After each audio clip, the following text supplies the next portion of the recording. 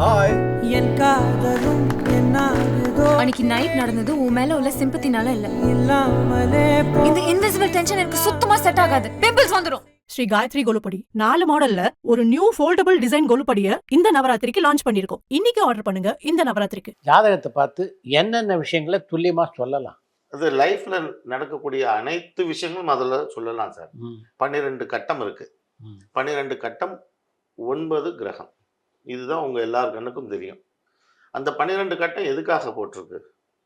ஒவ்வொன்றும் நம்ம வாழ்வியல் அங்கத்தை சொல்லும். இப்போ 1ஆம் வீடு லக்னம்னு சொல்றோம். அது என்னத்தை சொல்லும்? உங்களை பற்றி சொல்லும், உங்க குணாதிசயத்தை சொல்லும், உங்க தோற்றத்தை சொல்லும். உங்களுக்கு 2ஆம் வீடுன்னு சொல்லக்கூடிய 2வது கட்டம் என்னத்தை சொல்லும்? இவர் சம்பாதிக்க போகிற பணத்தை பற்றி சொல்லும், இவரோட குடும்பத்தை பற்றி சொல்லும், இவர் கொடுக்குற ப்ராமிஸை பற்றி சொல்லும். 3ஆம் வீடு என்னத்தை சொல்லும்? இவர் எப்படி பேசுவார், இவருடைய கம்யூனிகேஷன் ஸ்கில்லை பற்றி சொல்லும், இவரோட தைரியத்தை பற்றி சொல்லும். இவர் ஆண்மானா வீரமாக இருப்பாரா, இல்லை இந்த நேரத்தில் கோழையாக இருப்பாரா, பயந்த மாதிரி இருப்பாரா, இதை சொல்லும். 4ஆம் வீடுங்கிறது உங்களுடைய சொத்து, சுகம், ஆரோக்கியம். ஆரோக்கியத்தை விட உங்களுடைய பிலாங்கிங்ஸ், உங்களுக்கு எதெல்லாம் உங்களுடைய பொருளோ அது எல்லாம் 4ஆம் வீடு வச்சு சொல்லும். அப்படி நம்மளோட வாழ்க்கை அங்கமெல்லாம் 5, 6, 7, 8ன்னு வரும். 10ஆம் வீடுனா உன்னுடைய தொழிலை பற்றி சொல்லும். நீ கடல் கடந்து போகணுன்னா 12ஆம். நம்முடைய வாழ்க்கை முழுவதுமே இந்த 12 ராசிக்குள்ளே அடக்கம். எதை பற்றி கேள்வி கேட்டாலும் பதில் சொல்ல தெரியணும், அவ்வளோதான். இப்போ வியாதி என்ன மாதிரி வரும்னு கேட்டாலும் சொல்ல தெரியணும். அது வந்த விரைந்து குணமாகிறதுக்கு என்ன வழின்றதும் சொல்லணும். 6ஆம் வீடுன்றது வியாதி. இப்போ இந்த வியாதிகள் உனக்கு வரக்கூடும் அப்படின்றது அந்த கிரகத்தின் அடிப்படை வச்சு சொல்லணும். இப்போ இது எப்போ இது தீர்றதுக்கு ஏதாவது வழி சொல்லுங்கள். இந்த வியாதி தீர்றதுக்கு 6ஆம் வீட்டுக்கு 6ஆம் வீடு, அதாவது 11ஆம் வீடு. 11ஆம் வீடை வச்சு இந்த மாதிரி பேருள்ள டாக்டரை பாருங்க, இந்த மாதிரி பேருள்ள ஹாஸ்பிட்டலுக்கு போனால் சரியாகுன்றது கூட அதில் இருக்கும். அதையும் சொல்ல முடியும். எந்த கேள்வி கேட்டாலும் சொல்ல முடியணும். அதுதான் ஜோதிடம். எல்லாமே அதற்குள்ள இருக்கு. எப்போ வெளிநாடு போக வேண்டியது இருக்கு, எந்த நாட்டுக்கு போக வேண்டியது இருக்கு, எப்போ வேலை கிடைக்கும்ன்றது இருக்கு, சம்பளம் எப்படி கிடைக்கும்ன்றது இருக்கு, வேலை எப்போ போகும்ன்றது இருக்கு, எப்போ இடமாற்றம் ஏற்படும், எப்போ பதவி உயர்வு கிடைக்கும், எல்லாமே வரும். ஆல் சப்ஜெக்ட்ஸ் இதுக்குள்ள இருக்கும். நம்ம ஒவ்வொரு இடத்துல எடுத்து படித்தோம்னா கெமிஸ்ட்ரினா கெமிஸ்ட்ரி மட்டும் படிப்போம், ஃபிசிக்ஸ்னா ஃபிசிக்ஸ் மட்டும் படிப்போம். ஆனால் இதில் எல்லா சப்ஜெக்ட்ஸும் உள்ளே இருக்கும். இது எல்லாம் தெரிஞ்சவங்க தான் ஜோதிடனாக இருக்க முடியும். இப்போ நீங்கள் நெல்லை வசந்தன் தவிர பல ஜோசியரை பார்த்துருக்கீங்க. இதில் உங்களை மிரட்டின பேர் நிறைய பேர் சொன்னீங்க. அது மாதிரி உங்களை அதிசயிக்க வைத்த ஜோசியர்கள் யார் யார்? ஏன்னா அதிசயிக்க வச்ச பேர் 2 பேர் இருக்காங்க. ஒருத்தர் மதுரை பொன்னையா சுவாமி. அவர் நிறைய விஷயங்களில் அதிசயப்பட வச்சிருக்கிறார். இன்னொன்று நெல்லை வசந்தன் ஐயா, அவர் தான் டாப்பஸ்ட் பர்சன். இவர் நிதம் ஒரு அதிசயம் பண்ணிக்கிட்டே இருப்பார். அது இதுதான் அதிசயம்ன்றது எங்களுக்கு தெரியாது. ஏன்னா அவரோட பயணிச்சுக்கிட்டே இருக்கோம்ல. திடீர்னு வருவாங்க, காலில் விழுவாங்க. அவர் காலில் விழுந்துட்டு ஐயா நீங்கள் சொன்னது இப்படி நடந்ததுன்ட்டு போவாங்க. கல்யாணம் தேதி ஃபிக்ஸ் பண்ணி கொடுக்குறாரு. ஆனால் இந்த தேதி வேணாம், வைக்காதீங்க, இதில் பிரச்சனை வருங்கிறாரு. இல்லை அதை விட்டால் எங்களுக்கு அந்த மாதம் கிடைக்கல, நாங்கள் அதில் தான் வைப்போங்கிறாங்க. அந்த தேதியில் வைக்கிறாங்க. அப்போ ஃப்ளட்டு தனி வீட்டை விட்டு வெளியே போக முடியாத அளவுக்கு பொண்ணு மாப்பிள்ளை மாட்டிக்கிட்டாங்க. கல்யாணம் நடக்கலை. இது அவர் சொல்லும் போதுலாம் நாங்கள் இருந்தேன். இது வேண்டான்னு சொன்னபோது இருந்தேன். அப்புறம் இந்த மாதிரி நடக்க முடியல, கல்யாணமே கேன்சல் ஆகி போச்சுன்னு அவங்க சொல்லும்போது நம்ம இருந்தோம். அப்போ இது எங்களுக்கு ஒன்றும் பெருசாகவே தோணலை. ஏன்னா டெய்லி ஒன்று சொல்கிறார். அவரும் அப்படி தான். யார் இந்த பொன்னையா சாமின்னு சொல்கிறேனே, அவருமே இந்த வாசியோகி. அவர் வாசியோகத்தை பற்றி சொன்னேன் இல்லையா, வாசியோகி. ஒரு முறை அவருடைய அலுவலகத்தில் நாங்கள் தங்கியிருக்கிறேன். அங்கே தான் இருக்கிறோம். அங்கே வாசலில் ஒரு குப்பமேடு இருக்கும். அதில் ஒரு இவ்வளோ தூரத்துக்கு மேலே கை இருக்காது ஒரு சாமியார், ஒரு சித்தர். அவர் அங்கே தான் நிர்வாண குலத்தில் சுற்றிட்டு இருப்பார். இவர் சொல்லுவார் எங்கிட்ட, அடியே அவர் மிகப்பெரிய சாமியார்ரா அப்படிம்பார். நாங்கள் இங்கேருந்து பார்ப்போம், கும்பிட்டுப்போம். நாங்கள் ஏதாவது ஒரு துணிமணி கொடுத்தாலோ எது கொடுத்தாலோ உடனே கழட்டி போட்டுருவார். ஆனால் அவர் சித்த நிலையில் இருக்கிறாரு மட்டும் இவர் சொல்ல எனக்கு தெரியும். ஒரு நாள் இவர் என்னோட நிற்கிறார். மாடியில் நின்றுட்டுருக்குறோம் நாங்கள் 2 பேரும். அந்த சாமி அங்கே உட்காந்துருக்கிறார், குப்பம் தொட்டியில் உட்காந்துருக்காரு. எதிர் திசையை பார்த்து ரோட்டில் போகிற பஸ்ஸை பார்த்துட்ருக்கிறார். அப்போ இவர் சொல்கிறார், இப்போ வாசி யோகத்தில் அவரை திரும்பி பார்க்க வைக்கவா அப்படின்னு கேட்டார்.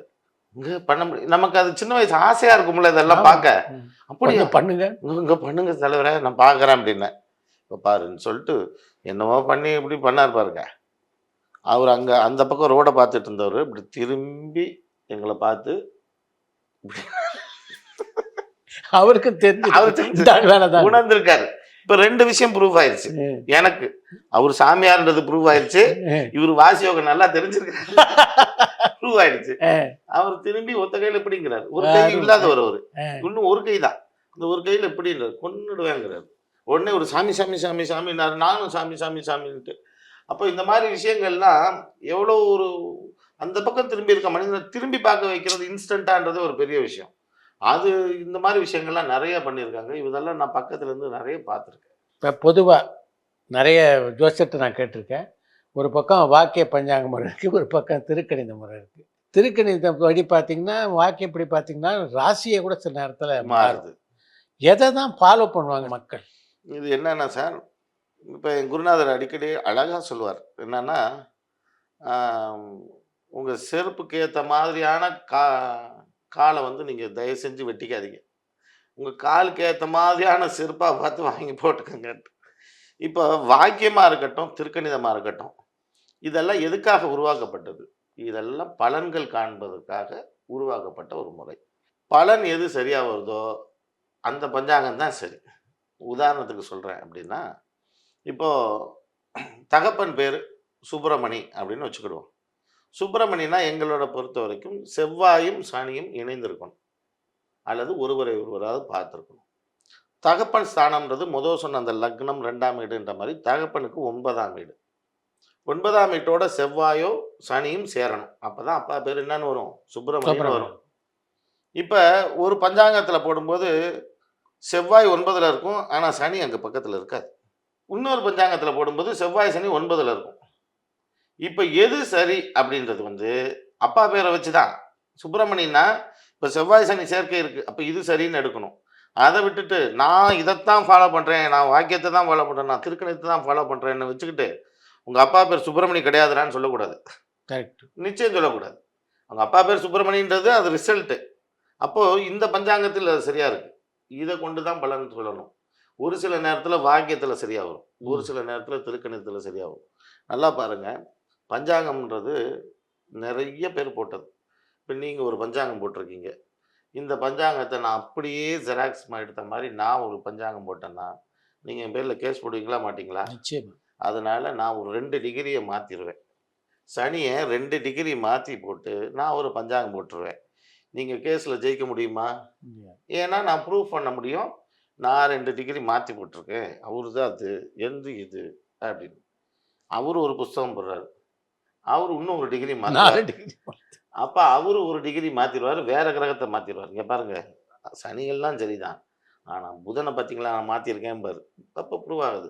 இன்னைக்கு வர்ற ஒரு பஞ்சாங்கம் கூட இன்னொரு பஞ்சாங்கத்துடன் ஒத்து போகாது. அப்படியா?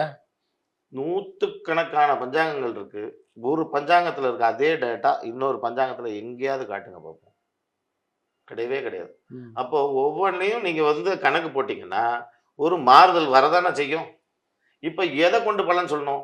நான் சொன்ன இந்த தாய் தகப்பன் பேர் எது சரியாக வருது, இதில் வருதா இதில் வருதா, அதுதான் நமக்கு எது நம்ம காலுக்கு ஃபிட்டோ அந்த செருப்பு தான் போடணும். அதுபோல் வாக்கியமாகவும் இருக்கலாம், திருக்கணிதமாகவும் இருக்கலாம், எஃபிமெரிஸாகவும் இருக்கலாம். பலன்களுக்கு எப்படி உதவுது, எப்படி அது தேவைப்படுதுன்றதை பொறுத்து தான் நம்ம முடிவு பண்ணணும். இந்த ஜோசியத்தை கற்றுக்கிறதுக்கு உங்களுக்கு எவ்வளோ நாட்கள் பிடித்தது? அது கற்றுக்கணும்னு கற்றுக்கல நான். அப்படின்னா நான் ஃபெயில் ஆயிருப்பேன். ஏன்னா நான் ஒழுங்காக படிக்க மாட்டேன். ரொம்ப ஒரு ஆவரேஜ் ஸ்டூடெண்ட் தான். படிக்கணும் அப்படின்னு சொல்லியிருந்தாங்கன்னா படிச்சிருக்க மாட்டேன். இது நமக்கு ஆசை அப்படின்றதுனால அது தன்னால் உள்ளே வர ஆரம்பிச்சது. 28 வருடம் ஆச்சு இன்னைக்கு நான் ஜோதிடம் உள்ள வந்து. ஆனால் என்ன அறியாமல் படிச்சிருக்கேன். இப்போது பசங்கள்கிட்ட சொல்லுவேன், இப்போ நான் சொல்கிறேன், ஆனால் அந்த காலத்தில் எனக்கு ஒரு எதிர்கருத்து உண்டு. படிப்பு சோறு போடும், படிப்பு சோறு போடுவாங்க. படிப்பு சோறு போடுவாங்க கிழிச்சது. நாங்கள்லாம் என்ன படித்தோம், நாங்கள் நீ கான்ட்ராக்ட் செய்யலையா, அது எங்களுக்கும் அதுக்கும் தொழிலுக்கும் அதுக்கும் சம்மந்தம் இல்லை அப்படின்னு. இப்போ சமீபமாக யோசனை பண்ணும்போது என்ன அறியாமையே ஜோதிடம் படிச்சிருக்கேன் சைடில். வாசிக்கிட்டே வரோம் இல்லையா, இதுவும் ஒரு கல்வி தானே. ஆனால் இன்னைக்கு அது சோறு போடுது. இப்போ என் பையன்கிட்ட சொன்னேன்ப்பா, படிப்பு உண்மையிலே சோறு போடுது, இதை புரிஞ்சுக்கவே 28 வருஷம் ஆச்சு எனக்கு. அப்போ நீ எந்த ஃபீல்டுன்னா படி, நீ இதை தான் படிக்கணும்னு படிக்காது, நீ எதை வேணால் படி, அது ஒழுங்காக படி, அதை படிச்சுன்னா வந்துடலாம் அப்படின்னு. ஜோதிடம்ன்றது படிக்கிறது வந்து இது உட்காந்து ஒரு பாடமாக நினச்சி படிக்கக்கூடாது சார். அது நம்ம ஒரு சுவாசமாக நினச்சி அதை நம்மளோட பயணித்து கொண்டு வரணும், திருப்பிக்கிட்டே இருக்கணும். ராத்திரி 12 மணிக்கு ஒரு டவுட் வருதுன்னா கூட நான் எழுந்து போய் புக்கை எடுத்து பார்த்து டவுட்டை ரெஃபர் பண்ணிவிட்டு திரும்ப வச்சுட்டுலாம் வந்து படுத்திருக்கேன். அது வரைக்கும் தூக்கம் வராது இல்லைன்னா எனக்கு. சரி.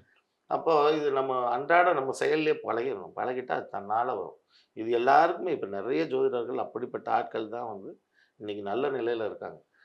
நான் படிக்கிறேன்னு புக்கை வாங்கி புஸ்தக புழுவாக இருந்தாங்கன்னா அது எந்த அளவுக்கு உதவுமோ அவ்வளோதான் உதவுமே தவிர, வழக்கமான ஜோதிடர்கள் சொல்கிற மாதிரி தான் சொல்ல முடியுமே தவிர, அது நம்ம அடுத்த நிலைக்கு ஜோதிடத்தை எடுத்து செல்ல முடியாது.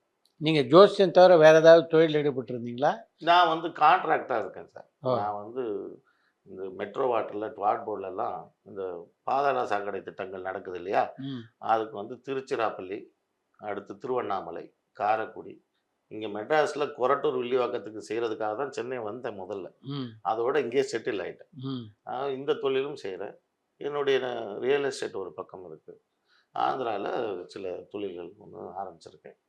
இது ஒரு சின்ன மற்ற விஷயங்கள் செய்கிற மாதிரி இருந்தாலும் எந்த நேரம் ஜோதிடம் பிரதானமாக ஆகுது. நம்ம ஜோதிடத்தை நமக்கு பிடிச்ச இடத்துல இருக்க தான் நமக்கு பிடிக்கும்.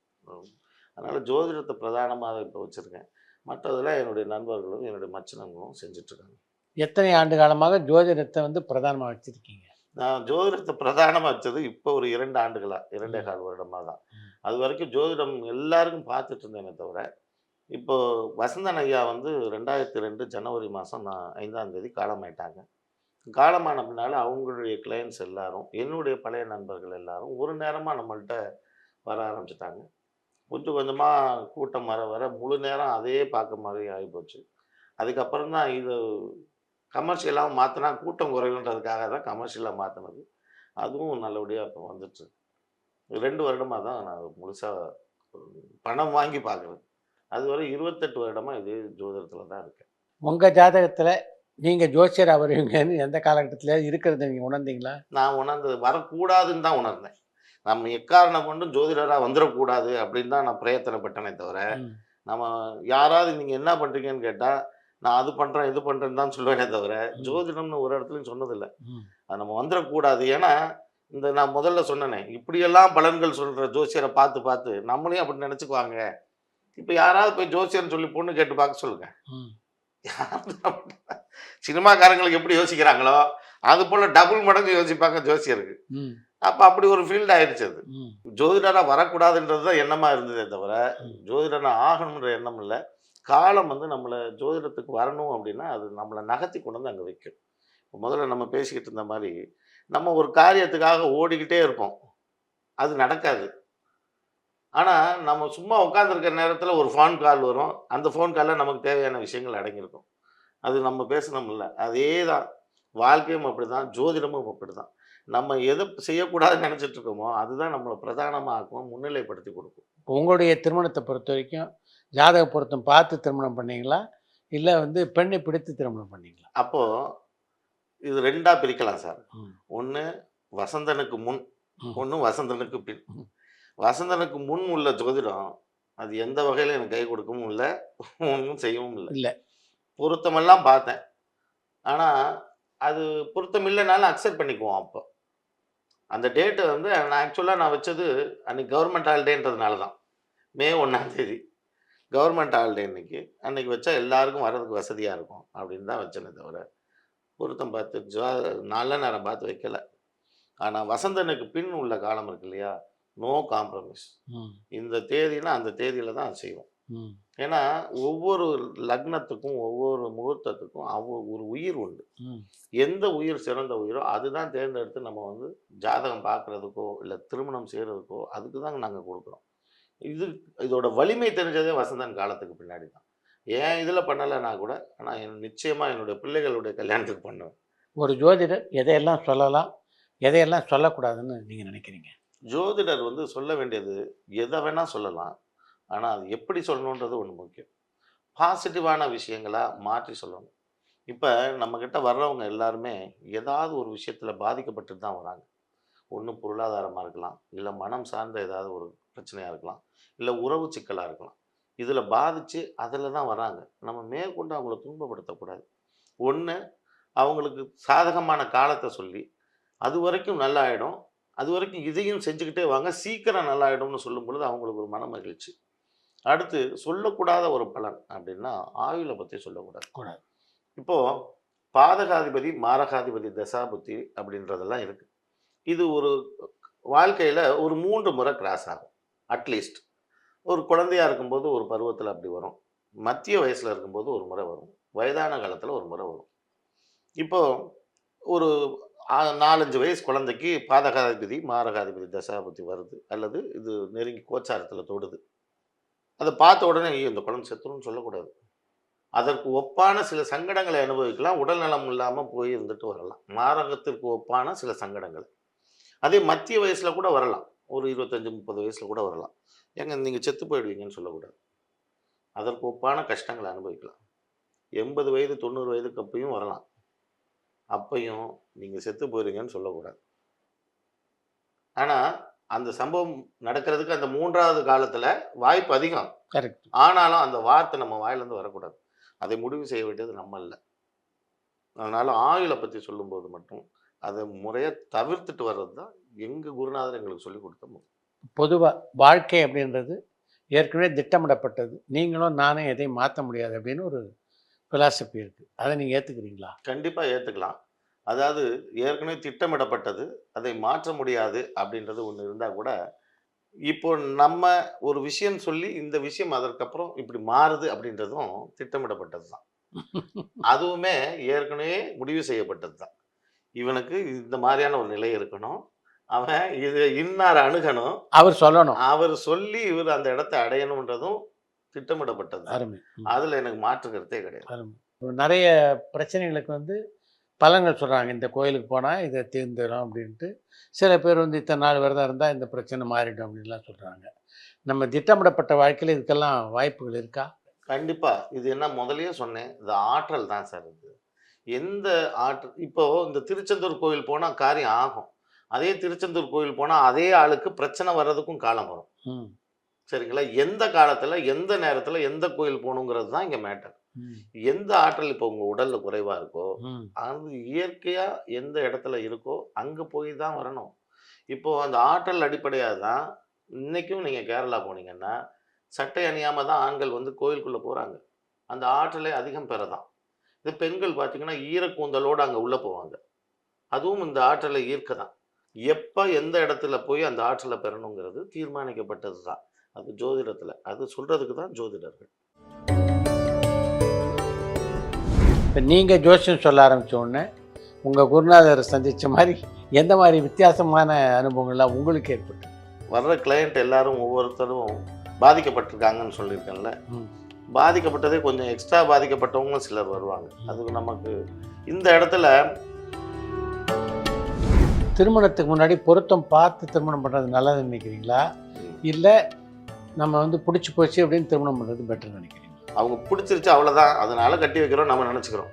அதுவுமே ப்ரீஃபிக்ஸ்டு தான். அதுவுமே ப்ரீஃபிக்ஸ்டு தான். இந்த பொண்ணு இன்னார கட்டணும் அப்படின்றது ப்ரீஃபிக்ஸ்டு தான். இந்த சனீஸ்வர பகவான் வந்து 8 சனி இப்படியெல்லாம் பல பிரச்சனை இருக்குது எல்லா ஜாதகத்துலையும். இதுலேருந்து யாருமே தப்பிக்க முடியாதா? இப்போது கோச்சாரத்தில் கிரகங்கள் நகர்ந்து வரும் பொழுது உங்கள் உடலை சனி பார்வை செய்தால், உங்கள் ஜாதகத்தில் உள்ள சூரியனை இப்போ சனி பார்வை செய்தால், உங்கள் உடலில் உள்ள சூரியனோட ஆற்றலை மட்டும் குறைக்கும் அல்லது கட்டி போடும், இயங்க விடாமல் செய்யும்.